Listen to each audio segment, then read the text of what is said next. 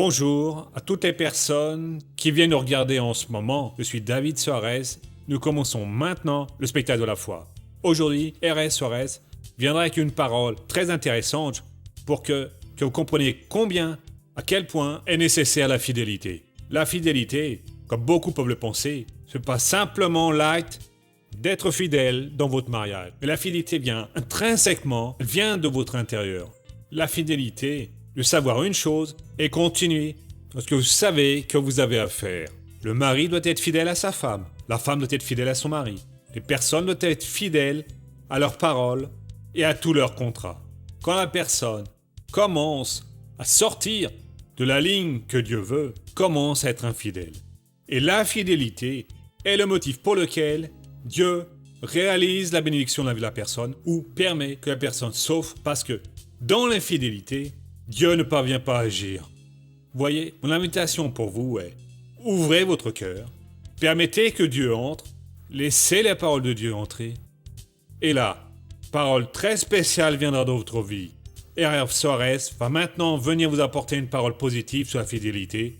Et tout de suite après, vous verrez dans le feuilleton de la vie réelle comment une personne s'est libérée d'une tumeur. La tumeur, nous savons que c'est un sujet très sérieux. Mais cette personne est passée par cela et a réglé ce problème. Vous apprendrez comment être heureux. Alors, qu'est-ce que vous devez faire? Il faut ouvrir votre cœur. Laissez Dieu y entrer. Laissez donc la parole de Dieu faire la différence dans votre vie, indépendamment de votre croyance, indépendamment de votre religion. Laissez les paroles de Dieu parler avec vous. Alors vous sortirez transformés par la grâce de Dieu. C'est d'accord? Nous commençons maintenant avec R. Soares, le spectacle de la foi. À bientôt. Applaudissons le Seigneur Jésus.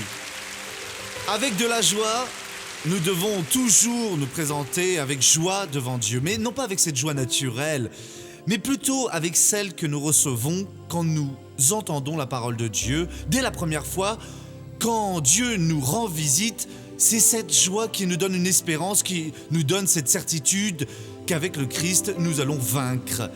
Et c'est certain, celui qui est de Jésus doit vaincre toutes les batailles. Si vous, quel que soit l'endroit où vous trouvez des moments difficiles dans votre vie, du calme.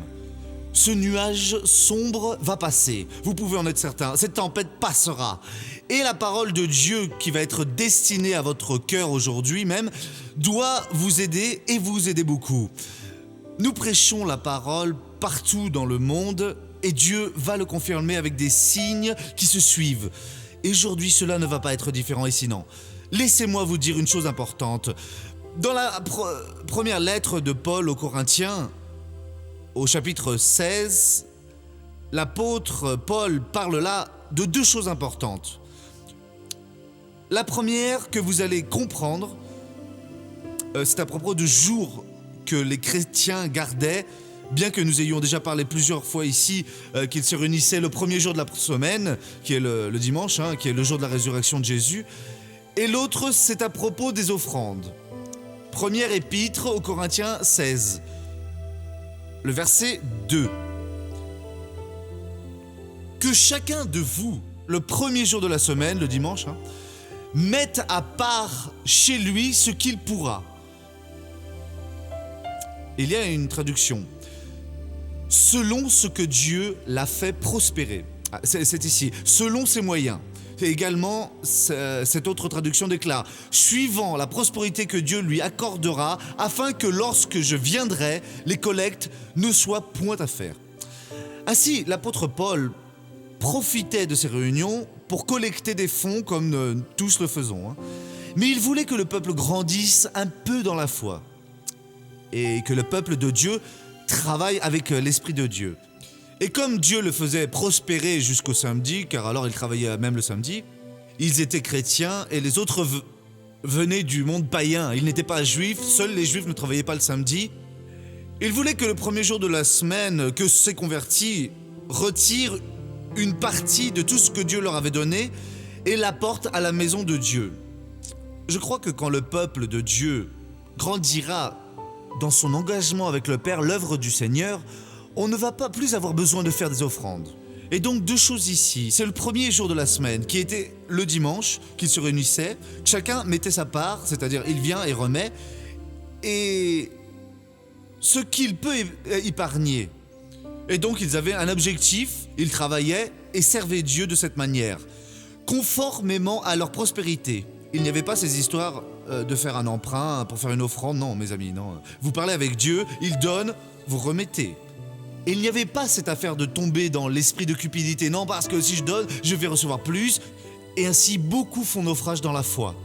Nous devons arriver avec la parole de Dieu, y regarder dans les moindres détails, et donc qu'est-ce qu'il a obtenu? Qu'a-t-il pu amasser?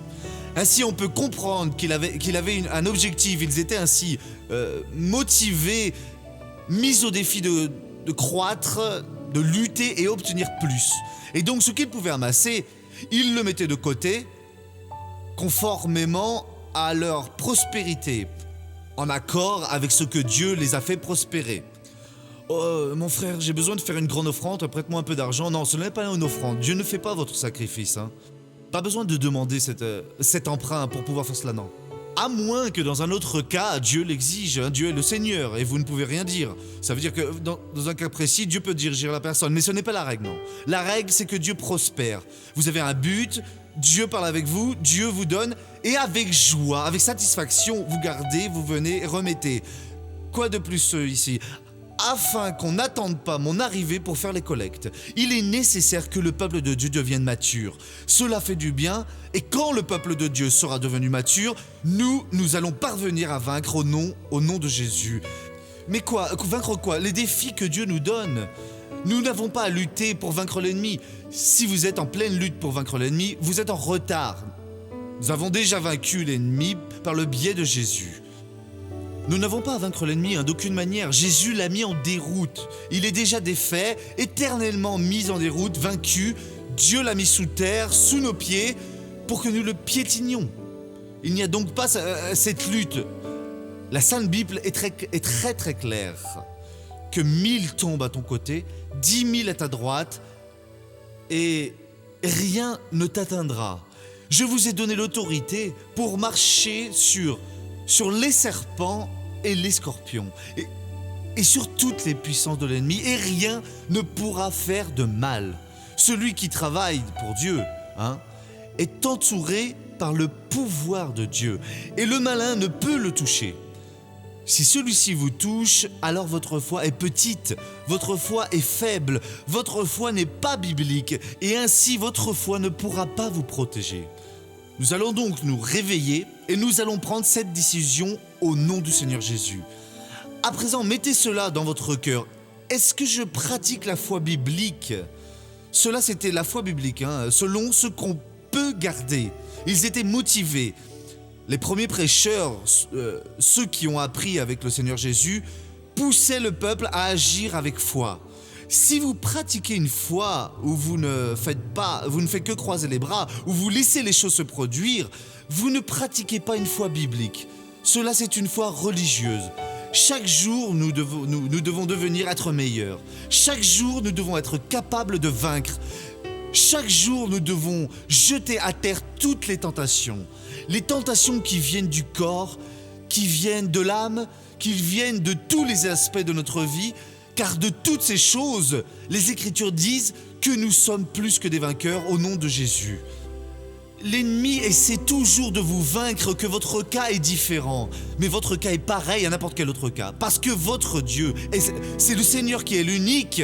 Et il est votre Dieu comme le mien, comme de n'importe qui. Et il ne fait pas de différence de personne. Il veut notre bien-être.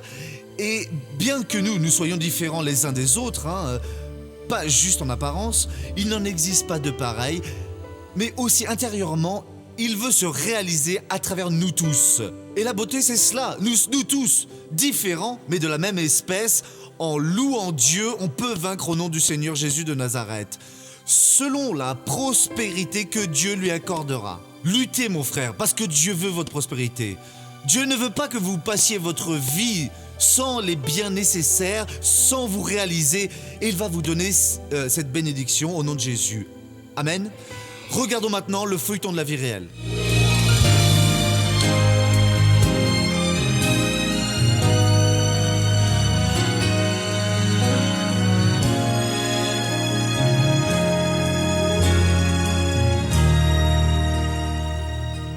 Notre histoire a commencé en 2003, quand il s'est mis à maigrir et son abdomen a grossi. Alors, il a été détecté que c'était une tumeur. On était en 2004, quand a été prévue la chirurgie, et le médecin m'a dit ce qu'il allait faire, l'ouvrir, mais s'il n'arrivait pas à le retirer, il allait la laisser. Et j'ai dit au médecin qu'il allait retirer tout ce qu'il fallait retirer. Et là, la première tumeur qu'il a enlevée faisait 2 kg et 300 grammes. Et le médecin en a été surpris. On était en 2005, quand la tumeur est revenue, elle a été retirée à nouveau. En 2006, la tumeur est revenue et on avait ce genre d'expectative. Non, elle va être retirée. Et le médecin est sorti de l'opération et m'a dit, voyez, je n'ai pas réussi à la retirer parce qu'elle est sur la veine et si je l'avais ôtée, il serait mort en salle d'opération. Alors je n'ai pas enlevé. Alors je lui ai demandé, maintenant docteur. Il a dit, maintenant il faut garder espoir. Au moment où il a dit ça, moi j'ai dit, au nom de Jésus-Christ, nous allons vaincre cette lutte. J'ai commencé à déprimer, je ne voulais pas faire de chimiothérapie, j'ai dit à ma femme, je ne vais pas faire de chimiothérapie, je vais rester à la maison et c'est tout. Je suis allée dans la chambre de l'hôpital et Dieu m'a donné le psaume 46. Parce qu'il avait là-dedans tout ce qui était en train de se passer dans ma vie et le psaume 46 disait ce que je devais avoir confiance en Dieu. Et j'ai eu confiance, j'ai déterminé que cette tumeur n'allait pas ôter la vie de mon mari. Et elle a continué à prier, à prier, à prier. Alors après ça, je me suis ressaisi, je me suis mis à penser, à croire dans le Christ. J'ai dit non, je vais faire la chimiothérapie, je vais faire les traitements médicaux. Alors, il a commencé à faire la chimiothérapie, la radiothérapie, et le médecin du service de radiothérapie a dit qu'il allait beaucoup souffrir, que c'était sans Dieu. Et je lui ai dit qu'on était prêt à tout, oui, prêt à tout, parce que Jésus-Christ allait rectifier tout ça. Alors j'ai fait 1 an et demi de chimiothérapie, ensuite j'ai fait la radiothérapie, et le médecin a dit « Nous allons faire l'opération à présent, on peut faire la chirurgie ». Et donc en juin, c'était en 2007, j'ai été opéré. Grâce à Dieu, il a retiré toute la tumeur. Oui, il n'a laissé que le muscle, comme il a dit. Maintenant, en décembre, j'ai passé une tomographie qui a montré que je n'avais aucun résidu de tumeur. 6 mois plus tard, vous voyez, je ne peux que remercier principalement le Christ. Il m'a révélé la parole parce que je croyais en Dieu, mais je croyais d'une manière superficielle. Je ne connaissais pas la parole. Et grâce à Dieu, en regardant le missionnaire, ça m'a réveillé. Ça m'a réveillé parce que j'ai appris beaucoup de choses que je ne connaissais pas, vous voyez. Je ne peux que remercier. Madame, pourquoi est-ce qu'il a fait autant d'opérations? Il est passé par la chimio, par la radiothérapie. Pourquoi est-ce que vous croyez que c'est Jésus-Christ qui l'a retiré? Parce que pour cette dernière opération, le médecin a dit qu'il n'y avait pas moyen et cette tumeur, on ne pouvait l'enlever selon les médecins, pas juste ce médecin, mais selon d'autres médecins, seulement par le biais d'une chirurgie. Et comme elle était sur la veine et qu'elle ne pouvait pas être retirée, le médecin a dit « Maintenant, il n'y a pas moyen, maintenant il faut de l'espoir ». J'avais mon espérance dans le Seigneur Jésus-Christ, je n'avais pas d'espérance dans la médecine. La tumeur a été retirée 1 fois, 2 fois. La 3e, elle n'a pas pu être retirée. À présent, comment êtes-vous certaine qu'il est vraiment guéri et que cela ne va plus jamais revenir? C'est quand il subissait l'opération, j'ai demandé à Dieu qu'il parle avec moi. Et Dieu m'a donné c'est Jérémie 1, 12. Et le Seigneur me dit, tu as bien vu car je veille sur ma parole pour l'accomplir. C'est comme ça qu'il m'a promis, avec le psaume 46.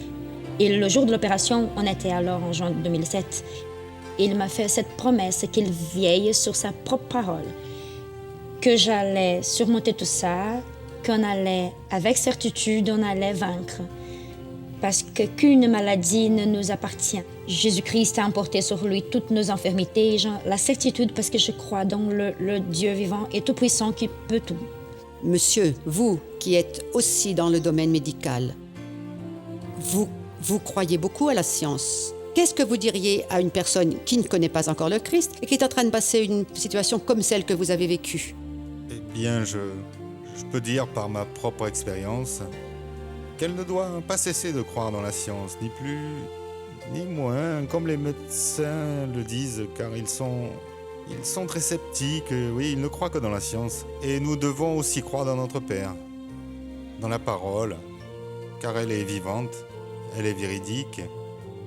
Et quand le médecin déclare qu'il n'y a plus d'issue, qu'il faut juste rester à la maison, on ne doit pas en croire un mot de tout ça, non. Il faut aller vers la parole et rechercher le véritable message pour qu'on ait la force de lutter. C'est comme ça que j'ai fait avec mon épouse. Il est arrivé un moment où les médecins ont annoncé qu'il n'y avait plus d'espoir, que Jean-Richard allait pouvoir vivre. Mais il est aujourd'hui dans sa maison, avec toute sa famille, pour prouver que Dieu est bien au-dessus des médecins.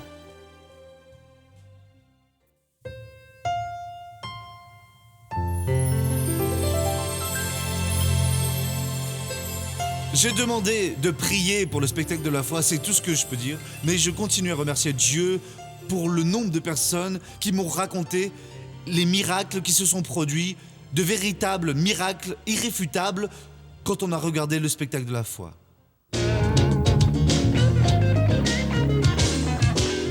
Missionnaire, c'est quoi une veillée? La veillée, nous utilisons ce terme pour désigner ces réunions qui commencent normalement à 10h du soir et vont jusqu'à 5h du matin. Et avec quelques frères, il y a longtemps on faisait cela dans les bars, s'amusant là. Et quand vous parlez de l'affaire à l'église, ah non, toute la nuit, je ne vais pas dormir, que Dieu me garde. Passer toute la nuit en présence de Dieu, c'est si bon. Et ça fait tellement de bien. À présent, il y a des gens qui font la veillée de 6h à 9h du soir, une mini-veillée. C'est un moment où vous restez devant Dieu, recherchant le Seigneur, en priant, en vous mettant devant lui, demandant un examen introspectif de votre vie, et vous faites cet examen, voir ce qui va de travers, recherchant le pouvoir, et cela est nécessaire. Si j'ai un certain problème, nous allons dire que cette église ici, chaque vendredi, fait une réunion de libération. Le mercredi, celle de la guérison divine, tel jour de la famille. Mon problème est celui-ci. Alors j'y vais ce jour-là pour combattre mon problème. À présent, un autre jour, le dimanche, ou s'il y a une veillée, je dois y aller. Pourquoi ? Pour rechercher le pouvoir de Dieu. Le soldat à la guerre, sans pouvoir, sans force, il ne va arriver nulle part. Mais s'il était bien armé, il aurait plus de succès. La veillée, c'est une bonne chose à faire. Et à faire seul à la maison si on ne peut venir en réservant le jour. Je vais faire une mini-veillée de 3 heures. Fermé dans la chambre, chanter pour Dieu, lisez la Bible. Et quand le pasteur l'a fait, venez, car ça va être une grande bénédiction dans votre vie. À présent, laissez-moi faire une prière pour ceux qui en ont besoin. Missionnaire, j'ai un grand besoin maintenant d'une réponse de Dieu. Là, je pense que c'est un peu tout le monde. Mais tout va bien. Vous en avez besoin, nous allons rester debout. Dieu sait pourquoi il a placé cela dans mon cœur. Et là, dans votre foyer aussi. Et la réponse peut être le soulagement d'une douleur, elle peut être la solution à un problème financier, une réponse que Dieu va vous donner en quelques heures à l'intérieur de la parole, et alors se résout le problème.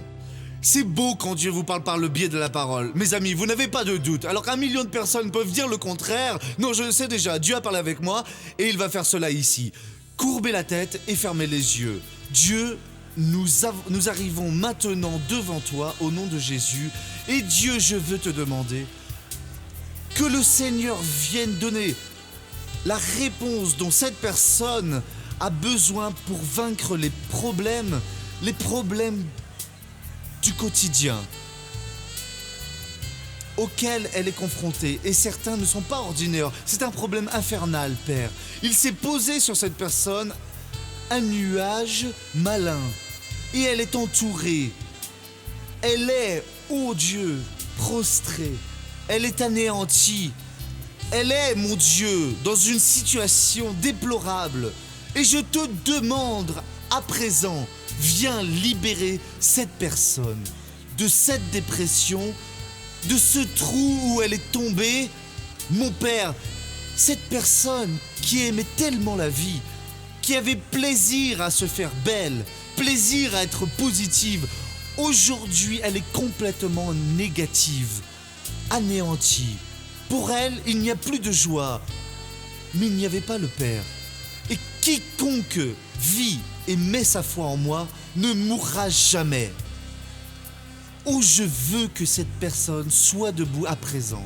Et je veux, mon Dieu, que ta main passe ici. Ta main, oh Dieu, retirant tout ce qui ne vaut rien dans cette vie, entrant là dans les intestins. Et le docteur a dit qu'il est rempli de nodules. Et en retirant à présent tous ces nodules, des nodules qui sont dans l'intestin de cette personne, j'ordonne au nom de Jésus, sortez de là, maintenant, allez-vous-en. Vous ne pouvez pas, au nom de Jésus, rester là. Vous, mal qui vous êtes logé dans cet intestin, provoquant ce qu'on appelle la colite ou de toute autre sorte de mal, j'ordonne, sors maintenant, sors esprit des hémorroïdes, au nom du Seigneur Jésus de Nazareth. J'ordonne de sortir maintenant toute anormalité. J'ordonne, sortez de là, douleur. Cette douleur dans cette vie, j'ordonne de sortir à ce mal qui est dans le bras de cette personne. Elle ne parvient pas à le lever, ou plutôt n'y parvenait pas, parce que maintenant Dieu, elle est libérée. Dieu va faire que ce bras aille dans le dos à présent. Dieu va faire que ce bras monte en l'air. Peu importe ce qui provoquait cette oppression, qui attachait ce bras, je donne cette bénédiction à présent au nom de Jésus. Des bénédictions pour les jambes aussi, pour les genoux, je donne la bénédiction pour les muscles, pour les nerfs également, pour les veines, ces grosses varices, soyez défaites à présent au nom de Jésus. Je vous l'ordonne, je le détermine, je vous parle comme ministre de l'Évangile. C'est pour la gloire du Père que je l'exige à présent. Mal, sors, sors esprit d'allergie, toi qui fais que cet enfant a des convulsions et ensuite ce ne sont que des attaques, c'est une série d'attaques, c'est un obstacle après obstacle, je vous l'ordonne à présent, allez-vous-en ailleurs. Démons, il vous est interdit de toucher à ce ministère, à la vie de cette personne, à cette mission que Dieu a donnée. Et vous qui êtes là dans ce cerveau, faisant que les veines laissent sortir des gouttes microscopiques de sang et la personne meurt de douleur, j'ordonne maintenant, sors, ceci est pour la gloire du Père. Père, je donne la bénédiction. Je donne la bénédiction ici dans l'église. Je vous donne la bénédiction chez vous. Et au nom de Jésus, merci beaucoup. Dites grâce à Dieu. C'est un vrai défi. Missionnaire, je ne pouvais pas lever le bras. Eh bien, levez-le maintenant au nom de Jésus. Maintenant, quelqu'un peut nous dire ici, maintenant mon bras a été libéré? Si oui, racontez-nous ça. Hein, et donnez ce témoignage. Là, sur la galerie, c'était quoi, ma sœur? Ce n'était pas mon bras, mais plutôt ma gorge. Je n'arrivais pas à respirer comme il faut.